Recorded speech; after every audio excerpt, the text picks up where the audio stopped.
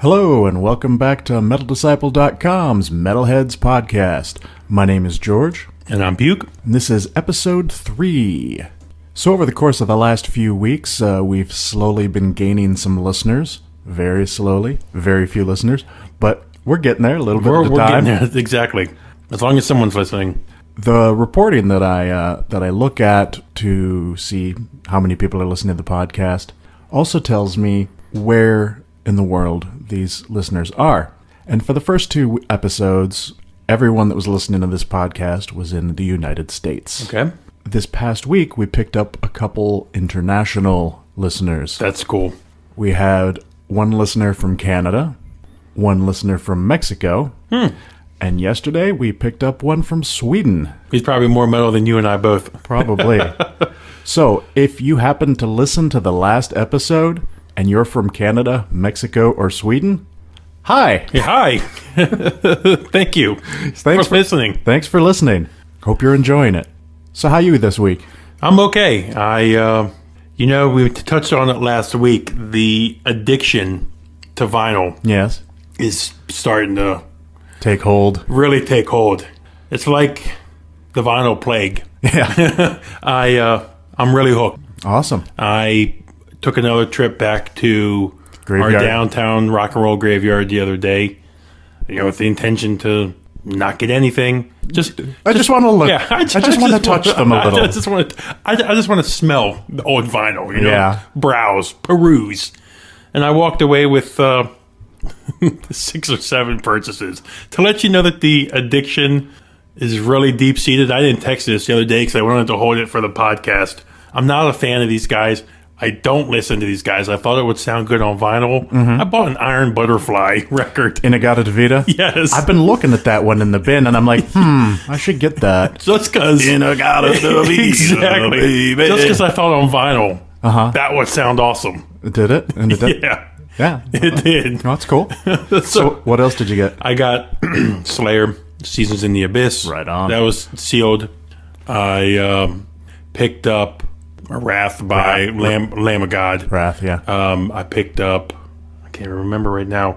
I picked up 2 Rainbow albums. I got Long Live Rock and Roll. Nice. And I got the one after Dio left, Down to Earth. Down to Earth, yeah. I like that track, Since You've Been Gone. Since You've Been Gone. Yeah, that was a good song. Yeah. And I got Judas Priest, Screaming. Screaming for Vengeance. Nice. And That's all I can really think of right now. But I walked away with another 5 or 6. sure. Awesome. With the intent of not buying anything. One thing I almost forgot about this past week was the fact that it's been 1 year since the passing of Jeff Hanneman. Yes, it has. And that's a great point. In his passing, I wanted to, after you get your thought out here, ask you a question about him, but in relation to him and Carrie in the band. Okay. Yeah, I was coming home from work yesterday and listening to Liquid Metal in the car, and Jose, he just started losing his shit. He's just going, I can't even replicate it without shredding my voice, but he's just chanting Slayer with the most, horrendously harsh screech over and over and over and over, and then they proceeded to play a bunch of Slayer. Yeah. And I was like, is it really already a year? I mean, that makes sense, but I thought it was at least another week out, but apparently not. I didn't even think. I thought it was sometime in the fall, but obviously it's been a year. The question that I thought of when I was looking on Twitter and that story came up is, I hear back and forth talk about, to you, who is more Slayer on the guitar side of it? When you think of Slayer and you think of the riffs and you think of, the songwriting and stuff, who do you think of more? Well, it depends on the aspect of the song. Mm-hmm. In terms of riffs, I think Jeff Hanneman with his South of Heaven style riffs are, that's what I like to hear from Slayer. But when you talk about lead work, Kerry King just shreds it. Yeah.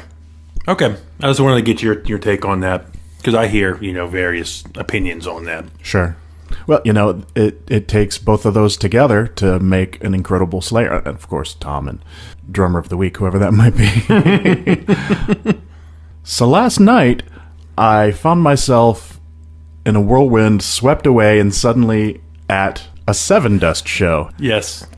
And I have to admit, I've never really been much of a Seven Dust fan. I have a couple other albums, and I like how they sound in terms of a more commercial sound. I mean, I think they're more than competent. They're very good at what they do. The singer's great. Morgan's a killer drummer. Everybody is good, but it's just not really my style, so I don't really listen to it much, and so I'm not familiar. I couldn't...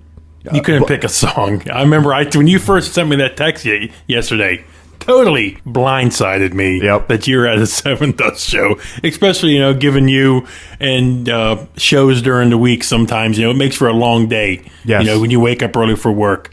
So going to a band that I know you're not the biggest fan of. Yeah, I know. I'm familiar with the song titled Black. Yeah. But I wouldn't know it to hear. Yeah, that's why when I texted you, if they played 4 or 5 songs you didn't know. But I went with a friend of mine who is also in a band.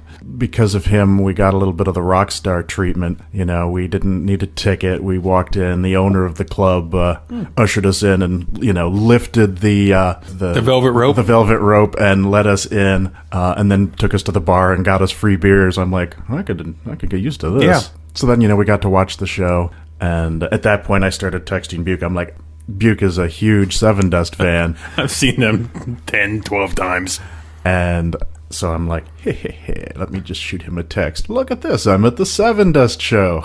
Now, I have a question about that. The picture you sent, the crowd looked like it was pretty large. Oh, it was pretty full. And that was, the one thing I wanted to ask you today is I know after their Animosity album, to me, that was their, peak. Right. If you ask me, I know they had some lineup changes after that and members left and then some came back. But hearing that the crowd was still packed was a good sign. Yeah. Because I didn't realize if Seven Dust was still relevant. Right. I know their albums still sell pretty well for what records do these days. Sure. And I should note, it was an acoustic show, which is a little bit different than, obviously a typical set, but it still brought the people out. Was there an opening act? There was not. When we got there, they were already on stage, but I think maybe they might have been in their first song. They played for a while. I mean, maybe an hour. I wasn't really keeping track. But they played for quite a while, and then they left. And they took an intermission of, had to be at least a half hour. And then they came back and played a whole bunch more songs. And what was interesting, the only 2 songs that I recognized all night were cover songs. They did a cover of Nine Inch Nails' Hurt, which got me really excited. And they did a Stevie Nicks song, and I know the song. I'm not enough of a fan of Stevie Nicks to know the name of the song, but it's the White Winged Dove song. Yeah, I've heard of it. So I was like, oh, that was interesting. But during that intermission, my friend knew one of the sound guys because they had toured together, and so he got that guy moved us up to the side of the stage where the soundboards and stuff were, so we could get a better look, and that was pretty impressive. Cool. So how many sets did they actually do that you were there for? I know you said you came late, but did they maybe play 5 songs, 10 songs, take a break? I don't really know how many songs they played. Like I said, they played for maybe an hour, took a break, and then played for like maybe another 45 minutes to an hour. Okay. Just kind of like an evening with Seven Dust type of thing. Yeah. And then afterwards, they had a meet and greet with fans. We were hoping to meet the band just because my friend has played with them before. But because of the meet and greet, we didn't feel like sticking around. So, which, to remind any fans of Seven Dust out there, I know this is a more metal podcast, but Seven Dust did release a new album a couple weeks ago. Yeah, it sounds pretty good. Yeah, if anyone's out there interested in that. Yeah, that new Seven Dust is called Time Travelers and Bonfires. Okay. All right, well, let's see what releases we've got coming out this week. Okay. Not as many as last week, but a couple of interesting ones. Hammerheart Records is re-releasing the first Cobalt album, War Metal. No idea who they are. You know who they are. I have played them for you. Okay. Their third album, Gin, came out back in 2009, and I discovered it, I don't know, a year or 2 ago. Picked it up on vinyl more recently. It's an American black metal. It's really kind of raw, but interesting, and I don't know if I want to say progressive, but it's not your standard black metal, but it's really cool. So I'm looking forward to hearing this reissue. Cradle of Filth, perhaps you've heard of them. Mordgrim is re-releasing their third demo called Total Fucking Darkness. If you've ever listened to Cradle of Filth, you might not recognize them here. It's definitely a different sound than you would be used to. Almost a little bit of death metal in there. There's Danny vocals that do sound reminiscent of what he would come to sing like, but... What was the year on that? Do you have a guess? You don't have to look it up. Do you see how... It originally came out in 1993, but... okay. Next up is a band from Denmark called Pet the Preacher. These guys are a stoner metal band. Sorry, I'm choking on my coffee. Pet the Preacher. I heard of them on their first album, which came out, I don't know, a year or two ago. I kind of dig it, so I haven't really given a listen to this one yet, but it's coming out this week, so I'm definitely going to give it a listen. With a title like that, I have to check it out. And the last band of note this week is an American sort of doom band called Vestal Claret. Their third album, The Cult of Vestal Claret, is coming out this week as well. It's got more old school metal sound, so it's kind of like old school metal with maybe a little doom thrown in there. It's interesting. You should check it out. See, this is what you always do to me. You always hit me with so much good music every week. I just can't keep up. Yeah. Man, I love it. I love leaving here with, new records to go check out. And then it just piles up and piles up. That's why I do this. It's worth noting that since I'm always coming across these new bands, I don't get a lot of time to go back and listen to old things. And so I find a new band, and I'm like, this album is great! And then I listen to it, and I listen to it for a couple of weeks, and then I might not listen to it for another couple of years because I'm so busy bringing in all the new albums that I just don't get to it. And that makes me sad sometimes. But once in a while, I get to go back and just dig through all the great things that I find, and it's an orgy of metal. I think that, in our friendship, that with me, that carries a lot of weight, that when I hear something that gets you excited and it hooks you for a while and you really listen to it for a while, that to me gets me excited because, hey, if you're not listening to it, not saying it's bad, but if you're listening to it and really continuing to listen to it for an extended period of time, then it's something I really need to check out. And part of why I do the website and the podcast and everything else related to this stuff is that I enjoy introducing you to new bands. And I'm not satisfied with just you. I want to introduce everybody to new bands. So that's why I do what I do. Yep. So what have you been listening to this week? So when I walked into the Rock and Roll Graveyard the other day to start perusing the collection, Chris, the owner, extremely nice guy, is always playing music. Yes. He always has something playing. He was playing that Sleep last time we were in He was. And this time, he put on this record. He had first had on, and I'm going to find this, he had a Black Sabbath bootleg live album, their California Jam. Oh, really? You've seen the pictures. Apparently, it's them in the park, and there's like a rainbow or something behind them. You may have seen the okay. Ozzy's wearing some brown jacket or something like that. I've seen it on YouTube before, but it's a killer live bootleg. So that's what he started on. But that's not what I'm listening to this week. He then transferred to this band by the name of Saviors. And their album Death's Procession. It's a throwback 70s style, 80s style, sludgy kind of early metal sound. Kind of mixes in some High on Fire, but not as harsh and rushed as harsh as the vocalist is in that. But that type of sound when the guitars are real 70s sounding. Apparently, it was recorded on analog equipment, so it sounds even better on vinyl. It just blew me away. So I have gone out and I've been listening to it on Spotify. When I get some more money, I'll probably check it out I'll probably buy it because I found it on vinyl for like $12. Apparently they have 3 albums out, 2 or 3, but this is their release. I think that came out last year, Saviors, Death's Procession. Yeah, I've heard of those guys. I actually have 2 albums by them, Accelerated Living and Into Abaddon. Yes. Cool. Well, I think that's going to inspire me to go back and check them out again.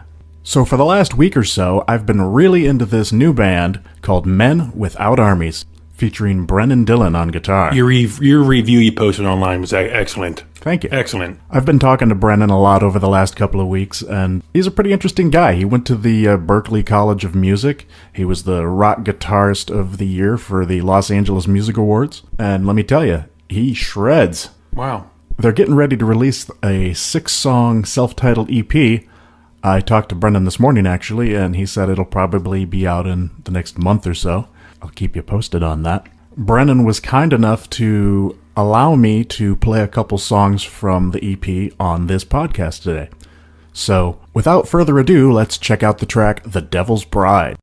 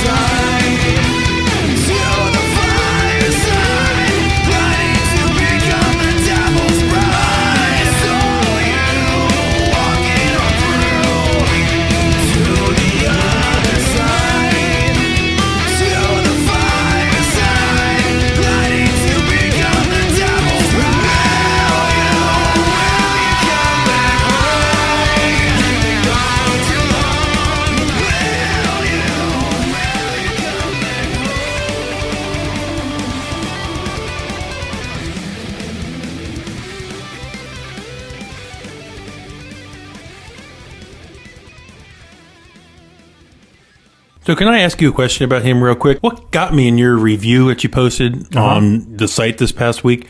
You said it really meant a lot to you when he took the time to know you by name, know the site, and really reach out to you.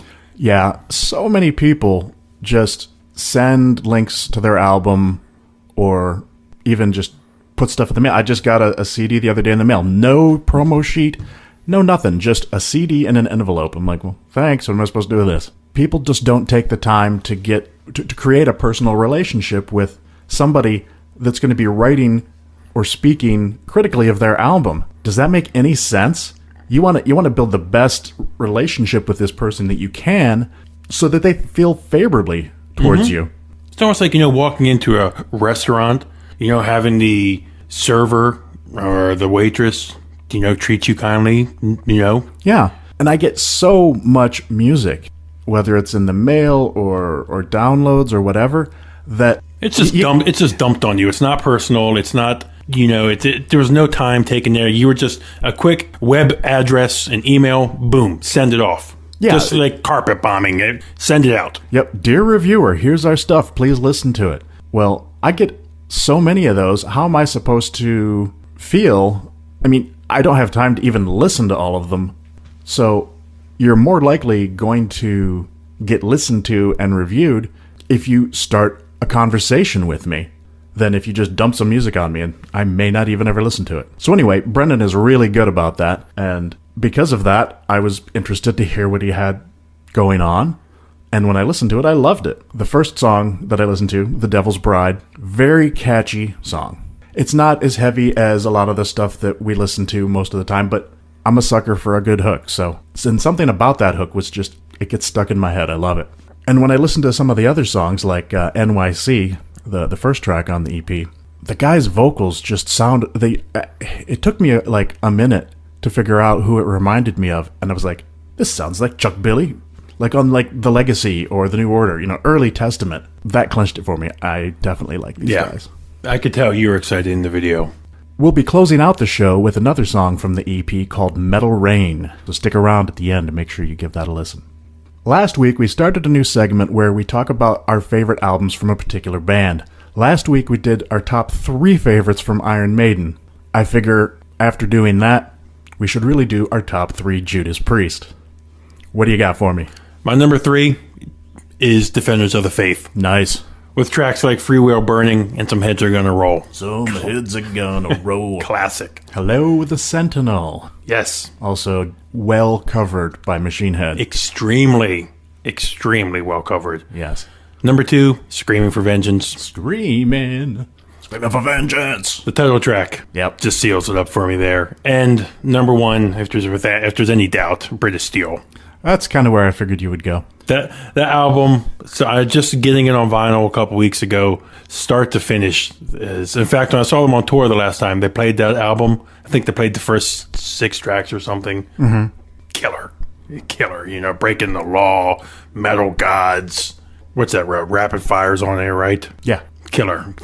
I can't find the right words to sum that album up, but I think, it's a classic. The history books itself sum that album up. It's one of the albums, if you're going to start with metal, sure, that's one of the albums to start with. Right on. So my 3, and yours were in order again, weren't they? Yeah, mine are in no particular order. I chose to cover a time range. My first one is Defenders of the Faith.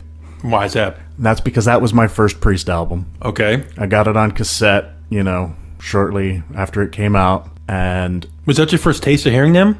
Yes, that was my very first Priest, was Defenders of the Faith when it first came out. Do you remember how you first heard of them? In Hit Parader magazine. Okay. Back in the day, there was this Iron Maiden versus Judas Priest feud. Oh, there was. Sort of like then later there was Metallica and Megadeth. Yeah. And I don't know that there was particularly a feud between the bands, but it was more of a made up kind of thing. Fans, Maiden's better. No, Priest is better. It's just like now we have the Xbox versus PlayStation, guys. Yeah, we've really come a long way. So my next Priest album is Ram It Down. Does that surprise you? A little, because I'm seeing where you're going. I'm not sure number 1's going to be what I thought it was. The reason I went with Ram It Down is because one of my favorite all-time Priest songs comes from that album. There's some mediocre material on that album, but Blood Red Skies. I love that song. So, guesses. What's my 3rd album? I thought it was going to be British Steel. Hands down. I thought it was going to be. I didn't think there was no way it could be anything else. Well, I knew you were going to do British Steel. Did you? And British Steel is really sort of the introduction to the second era of Priest. And Ram It Down, I would say, is the 3rd. The first era of Priest, Sad Wings of Destiny. Thinking back on your reviews you did, during your 365 project, I think you had mentioned that album maybe on one of the days. Maybe. Or some reference to that. So it doesn't surprise me. Well, it does, but... The first Priest album it wasn't all that metal. It was still kind of, rock. With Sad Wings of Destiny, we get The Ripper, Victim of Changes. And I just got this on vinyl recently and rediscovered the track Island of Dominations, the song that closes out the album. Very cool track. Sad Wings of Destiny, check it out. Now, did you go back, because that wasn't where you started. Was it you instantly started with Priest, and were you hooked on them? Well, instantly? Like I said, it took me a little while to get into Defenders of the Faith because it was, for the time, it was pretty heavy. And I didn't quite know what to think of it when I heard Free Will Burning. I was like, what is this? I've been listening to Twisted Sister and Dio and stuff like that. So it took me a little while. Do you think you would have been hooked more if you would have started on that? I don't know. That's a good question. We may never know. Yeah, we won't. So next I've got a topic that I've been meaning to bring up for the last few weeks, and we always run out of time. The Big Four. One of my pet peeves. Yes. How do you feel about the so-called Big Four? Well, as someone who was, younger during the 80s and was born in 83, Right. when those bands were really coming up and making a name for themselves, I don't remember it. So the Big Four to me now is, I guess, what's kind of been put together by the media, by the internet. Yeah, it's kind of almost a promotional thing now, I guess. So to me, I never, saw, I guess in a sense, I never lived it when it was really happening. So my only Big Four now is the package tour, the DVDs that you see, the CDs that you see. But to me, the bands, Megadeth, Testament, Anthrax. Nope. Metallica. Wrong. Thanks for playing. But those that you see now as thrash. Gods. Yes. I can't question that. Yeah. Because, it's kind of what's been presented to me and, spoon-fed to you. Yes, in the sense that, hey, they're almost kind of saying, these are the pioneers. These are the Big Four. Here they are. Well, so the Big Four, for that last person in the far corners of the earth that doesn't know the Big Four, Metallica, Megadeth, Anthrax, and Slayer. I don't know why it peeves me so much. I mean, sure, they are the biggest four thrash bands. But when you talk about 80s thrash, it's an incomplete conversation unless you've got Overkill, Testament, and Exodus as part of that list. So I've always argued it should be the Big Seven. Is it an argument that matters? Hell no. Does anybody care? Hell no. But that's the way I feel. Overkill is still making incredible thrash music. I'll admit I've never been a big fan of them. I just got Taking Over on vinyl the other day. Such a killer album. Exodus, Bonded by Blood, a cornerstone of thrash. And Testament, first couple albums, incredible. I don't know, somehow I thought this argument was going to be a little more incendiary. No, but that's what I wanted to ask you. Would you take out a band? No. Take out an Anthrax? No, I would just add. But if you had to say George's Big Four, it would still be those four bands, but I might even expand 7 to 8 and include Death Angel. So, do you think Death Angel got passed over? Definitely. But they disappeared for quite a while from the scene. The band was in a bus accident. Some of the members were pretty badly injured. There were financial problems that resulted from that accident, and so the band broke up for a number of years. But they've definitely come back with a vengeance in the last few years. And do you think, what were the factors that you can think of why it was the Big Four that maybe may have left off the Testament and the Overkill? It's probably money. You think? Sure. Those are the bands that made the most money in the 80s. I thought that, Testament was bigger than Anthrax, personally. I think Anthrax was pretty big. Definitely more commercially viable. But didn't all those bands, as the 90s went on, except your Megadeth and Metallica, didn't they really kind of peak, and then they both kind of, had a little fall? Well, they all kind of, other than Metallica, to a lesser extent Slayer, they all kind of tanked off at some point. Nobody can go and never have a bad album or whatever, particularly when grunge came along and changed most everything in terms of metal. I think also I'm surprised too that the Big Four is not exclusive to the Bay Area bands. Well, because you take out Anthrax, sure, and then you put Testament in and Exodus. Now, what's the thing? Even Death Angel. Now, I ask you about Death Angel. What was the problem with Exodus then? That they and again, there's no problem with any of these because they've all been very successful bands. Sure. I don't know. I guess somebody felt 4 was a nice round number, maybe. Where, in your eyes, has Exodus, did they miss the mark around that time? Nope. The first album, Bonded by Blood, is a true classic of the era. But then they changed singers. They got Zetro. But, I mean, when Fabulous Disaster came out, Toxic Waltz was kind of a big deal. I know some people look at it as kind of cheesy now, but I thought it was pretty damn awesome back in the early days of the metal pit. But yeah, these bands just didn't take off quite as much, but I'm not basing my big seven on financial gain and success. I'm talking purely from a inspirational standpoint of what they did for the scene and for metal and how influential they were on bands coming up. Now, okay, so if you can pick 7, could you get a big 10? Could you pick 3 more bands to finish off that? Well, Death Angel would make 8. I'd have to give that a little more thought. I don't want to put you on the spot. I was just curious if you could. No, I mean, if there were like 10 bands. 10 is a nice number to go for, and I'd like to fill that in. You can make like a little Big Ten fest. Yeah, forget football. Big Ten metal. Yes, the Big. And that brings me to another point today. I woke up today, was browsing, the sites, and I saw a funny write-up article from Metal Sucks, and was written by Sergeant D. And he wrote the article... From the Stormtroopers of Death? He wrote the article, What is the best subgenre of metal?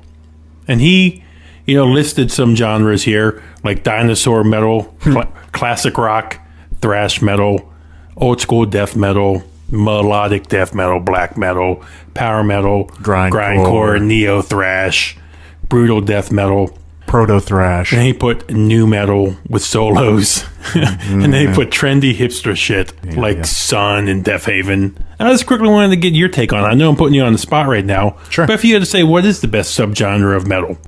Depends on what I'm listening to at the time. Doom is a big thing for me.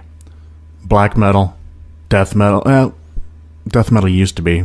As I've been saying a lot lately, death metal's kind of stagnating. Thrash, to a lesser extent. Obviously, in the 80s, I lived for thrash. It's making a comeback. Yeah, but these days, like Doom, stoner, retro-sounding metal like that is cool. I guess notice I didn't say power metal anywhere. No, you didn't. I was hanging on. No. I have a few albums, like Powerwolf. I really dig those guys. But, yeah, I tend to look for Doom, Death Doom, Funeral Doom, black metal, atmospheric black metal, things like that. See, and that's a thing is that, your subgenres is going to be, the Doom and stuff like that. Because I guess, just like you said, every other genre to you've heard and it's played out, stuff like that, in your opinion. But, see, that question could go both ways. If you're asking that to someone who's just new to metal. Yes, what are your subgenres? My favorite subgenre of metal, boy, I may get booted off the podcast by listeners here, but I'm a big power metal guy. Pussy. Yeah, I am. I am a big power metal guy. Nothing wrong with that. Yes, there is. It's cheesy. It's nerdy. It's geeky. No, that's cool. I really need to get back into more power metal bands, and you mentioned Hammerfall recently, and I was like, man, I need to go back and listen to Glory to the Brave. Glory to the Brave. Glory to the Brave, yes. See, it's been so long, I can't even get the album title right. But, and if I don't even know what genre to put them in. Maybe just, true, pure metal. True metal. Like I'm a big Lamb of God fan. Mm-hmm. So bands that you just put that in, it's just metal. It's just pure metal like that. Sure. To me is my favorite subgenre. But I thought that was an interesting article. I just wanted to get your opinion of that. Sure. Yeah, well, I mean, those are my favorite genres right now, subgenres. It's funny. It seems that, the time that I've been a metalhead, the wave of genres really... I mean, I was really getting big into metal again, the early 2000, 98, 99.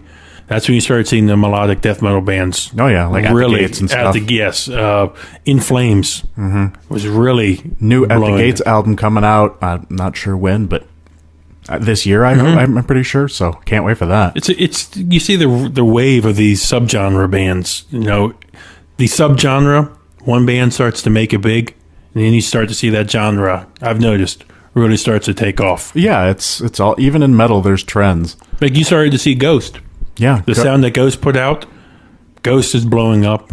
And you look at the bands that are kind of putting out that Ghost sound. Mm-hmm. Yeah. They did something, interestingly, you could call it different, but it's already been done. But they dug something up, dusted it off, and said, hey, what about this? And everybody else was like, yeah, that's good. Let's start doing that too. And so now you've got all this retro metal, and being that I like Doom, I was instantly on the first Ghost album.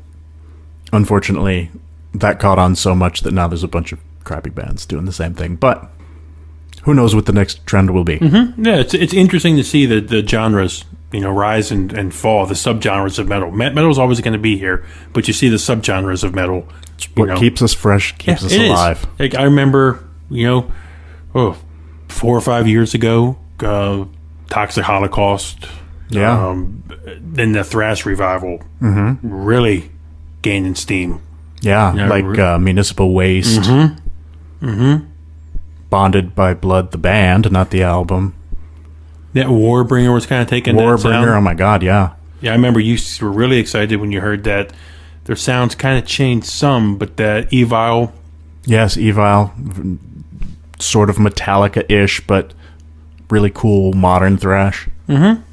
And so, it was just an interesting article I saw on Metal Sucks today. Speaking of Metal Sucks, we've been having a little bit of back and forth conversation with some friends of yours. Yes, we have. Would you like to say hi to them? To Chuck and Godless, hello. We hope you're listening again. And the battle's on. Bring it. Yes, bring it on, brother.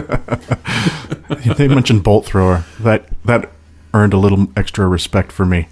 I hate to have to kill you. So with that... Good job, Wesley. See you in the morning. Most likely kill you in the morning or something like that. Yeah. Anyway. So with that, let's go into our classic albums. Yep. It's funny that you just say Bolt Thrower because that's what I came in here today. Nice. That was my classic.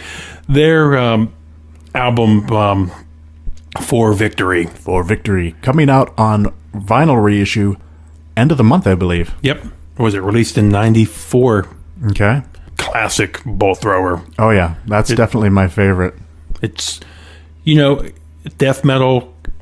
I have a hard time listening to a lot of death metal because when I listen to my death metal, I like more of the Micro Acrofeld style of being able to hear the words that the death metal vocalist is saying.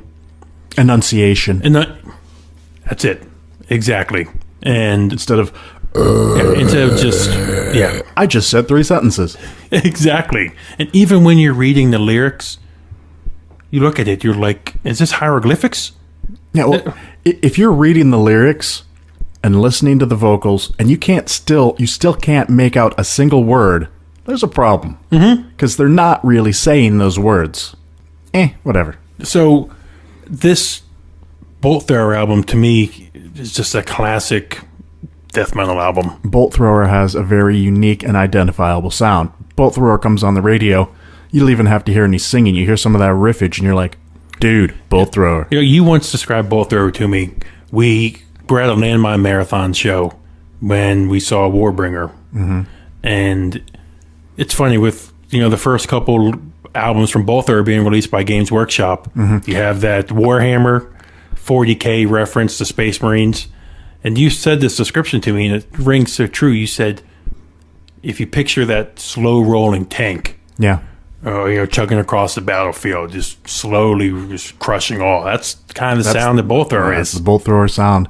I was going to bring up the Games Workshop thing because back in the day, Bolt Thrower was originally released by Games Workshop, who make role-playing games. They first came to my attention when my friend Josh, also a big metal fan and role player, told me about this band that was released by Games Workshop, and I was like, that's weird. But, checked it out, and Bolt Thrower. Never look back. Yep. In battle, there is no law.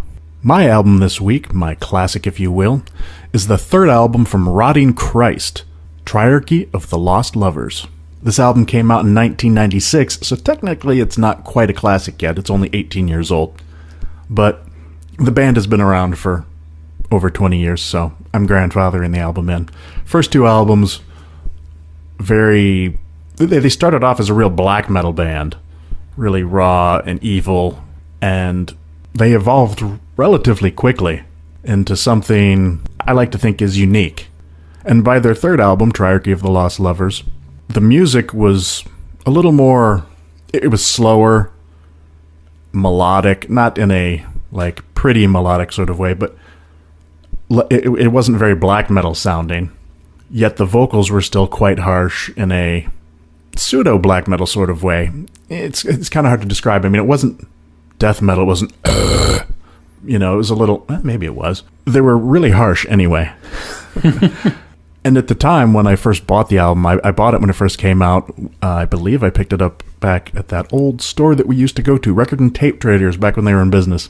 It was right after I moved to Maryland from Michigan. Yep. And I picked that up, and I really dug the music. But at the time, I was like, I don't know about these lyrics, because or not the lyrics, but the vocals, because I was still just getting into bands like Cradle of Filth and stuff like that at the time. So I had a little bit of trouble with the vocals getting into the band. But then a few years later, I went back and rediscovered them. And the funny thing is, every album that came out after this one, I bought it. Even if I wasn't quite a fan yet, I was like, at some point, I'm going to be a fan. I know this. And so I bought the album. And as time went on, the band got a little more gothic, a little more... The vocals were always still harsh, but the songs themselves became more lush and intricate and, well, cool. But for me, my first album, Triarchy of the Lost Lovers, is a good place to start with Rotting Christ. Where are they from? Greece. And you know what ticks me off? Dave Mustaine, Megadeth. I love Megadeth music. Did he say something stupid about them? He got them kicked off a show in their own country. They were playing some festival in Greece. Megadeth was headlining. Dave, born again Christian. They, Rotting Christ. I don't know if he refused to play the show or what, but he got them kicked off a show in their own country. How rude. Yeah, very. Very. I like I like a lot of Dave's music, but I don't like a lot of the things that come out of his mouth. Yeah, he's really been getting all wacky lately. Yeah. I'm no big, huge fan of Obama either, but cuckoo. All right, I think we're getting ready to wrap things up here. Since we are featuring music on the podcast this time, I thought I'd put out there to listeners, if you're in a band and you'd like to have your music featured on the podcast, and you don't suck, send us an email, send us some music. We can play a song or two if we like it. If not, we won't. But yeah, I just thought I would put that out there in case... Also, if you go to our website, wearemetalheads.com, you see our email addresses at the bottom. If you have a question, if you have a suggestion... There's an email for me. There's an email for Buke. Send it to us. If you're on Twitter, you can find us at MetalheadsPod. Or you can find George at Disciple of Metal. Or MetalDisciple.com. Or MetalDisciple.com. I am at OpethFan. Also on Facebook and YouTube, and we are everywhere. Yep, we are Legion. If you're on iTunes, just leave us a review, leave us a comment, and we really appreciate all the support. Yep, thanks a lot. Until next time, I'm George. And I'm Buke. And this is Men Without Armies and Metal Rain.